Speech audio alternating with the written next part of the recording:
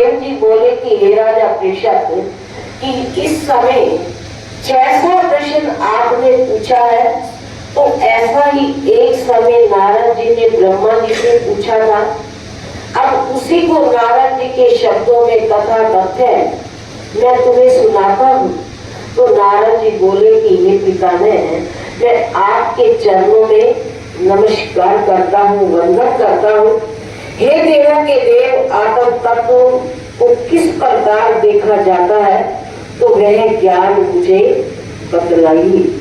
कि हे देवों के देव, कि आत्म तत्व को किस प्रकार देखा जाता है, जाना जाता है, तो आप मुझे बतलाइए कि यह संसार किसके द्वारा प्रकाशित हो रहा है, कि ये संसार किसके द्वारा प्रकाशित होता है और किसके आश्रित है, और इसको रचने वाला कौन है, यह किसमें लीन होता है, और यह संसार स्वयं जैसे का तैसा विद्यमान है या किसी कारणवश खड़ा है।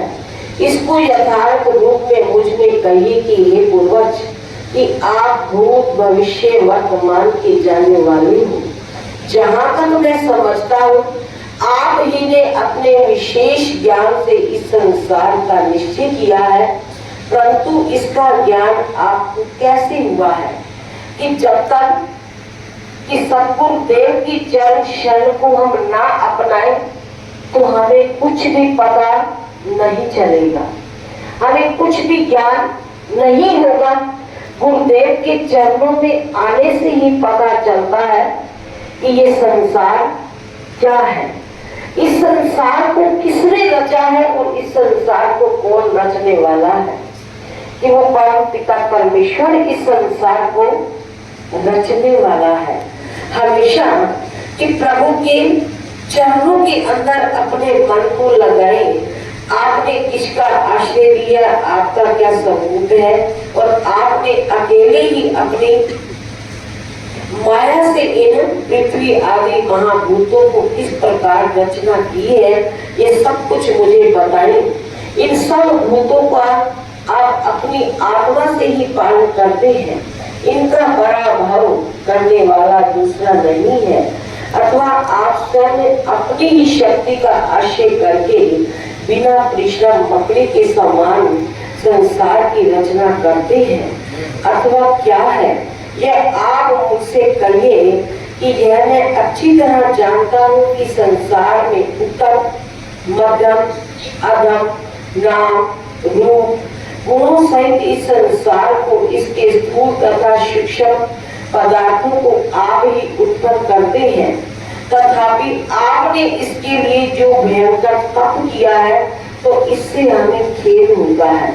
कोई इसका ईश्वर भी है जो मैं एक शिष्य के समान ही आपसे यह सब कुछ जानने की इच्छा रखता हूँ कि जो मन के अंदर भरम हो तो उसको अगर सद्गुरुदेव के चरणों में रखेंगे तो वो हमारे हर मसले का हल करेंगे। कि हर एक मसले का हल ऐसे कौन है कि बिना मुश्किल के, बिना लेबर के तो कोई भी हमारे मसले का हल करने वाला नहीं है। इस सत्संग के अंदर आने से ही पता चलता है कि आंतरिक वृत्ति जब शुद्ध हो जाती है तो हमें पता चलता है कि सत्संग का महत्व क्या है। सत्संग का मतलब क्या है कि सत्य के साथ जिसका संग हो गया तो वही सत्य वस्तु को जान सकता है। कि जिसने हमारे अंदर ज्ञान का प्रकाश किया तो वो सद्गुरुदेव है।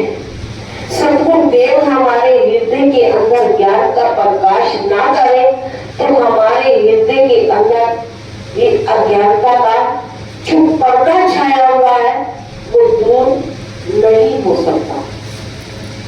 तो इसी प्रकार एक संत में कि वो हमेशा भागवत गीता का प्रचार संतों के अंदर करते, अपने भक्तों के अंदर करते, तो सारे शिष्य इतने प्रसन्न थे कि उस संत की भागवत गीता का प्रचार सुनकर हमेशा खुश रहते।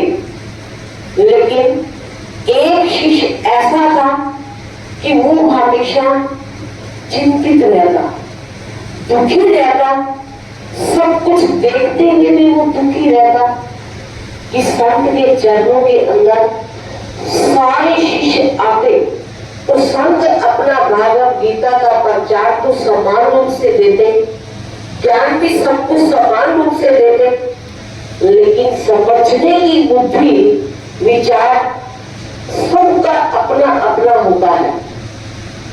जिसकी जैसे भी विचारधारा होगी, अपनी सोच होगी, तो वो वैसे ही ज्ञान को सुनता है और अपने दिल के अंदर विचार भी करता है, वैसा मनन भी करता है।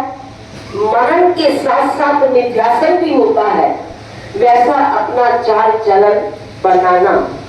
तो उस शिष्य ने संतों के चरणों के अंदर ये अर्ज रखी कि सारे शिष्य आपका ज्ञान सुनकर, भागवत गीता को सुनकर बड़े खुश हो रहे हैं, लेकिन मैं चिंतित हूँ, बड़ा दुखी हूँ। तो संत फरमाने लगे कि तेरे इस प्रश्न का उत्तर यही है कि आप कोयले की भरी हुई टोकरी लेकर आओ और उसके अंदर जल भी भरकर लेकर आओ। तो जैसे ही टोकरी के अंदर जल को भरा तो टोकरी के अंदर जल रुकता, कैसे रुकता?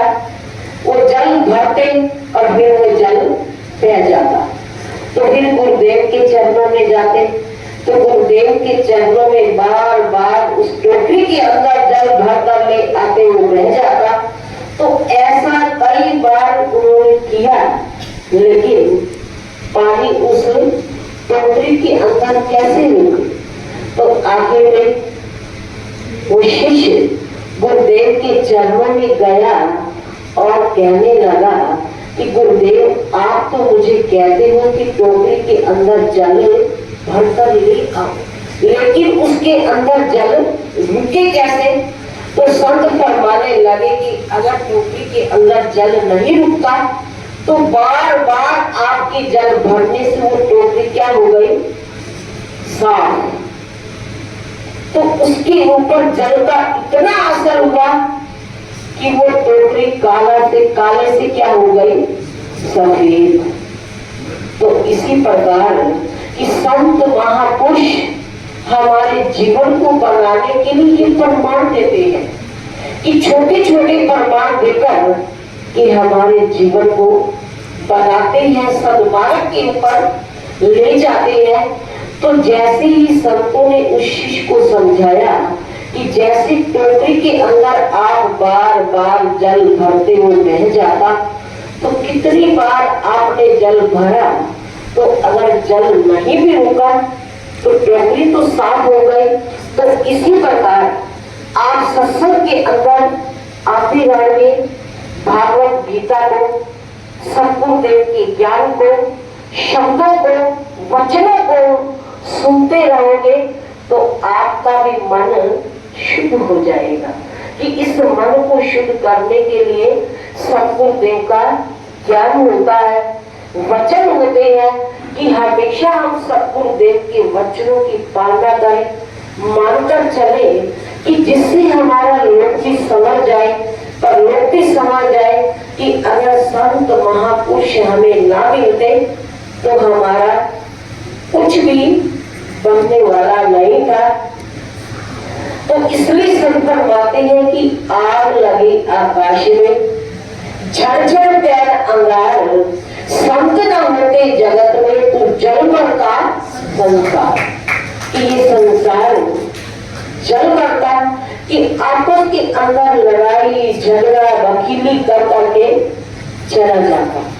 तो संत महापुरुष हमें ज्ञान देते हैं, वचन फरमाते हैं कि जब हम वचनों को सुनते हैं तो घर जाने के बाद कि संतों महापुरुषों के वचन, कोई ना कोई वचन तो हमें याद आ जाता है कि इस समय हमने ये वचन संतों का सुना। तो उसके ऊपर थोड़ा हम विचार करें, अपनी बुद्धि के अंदर सोच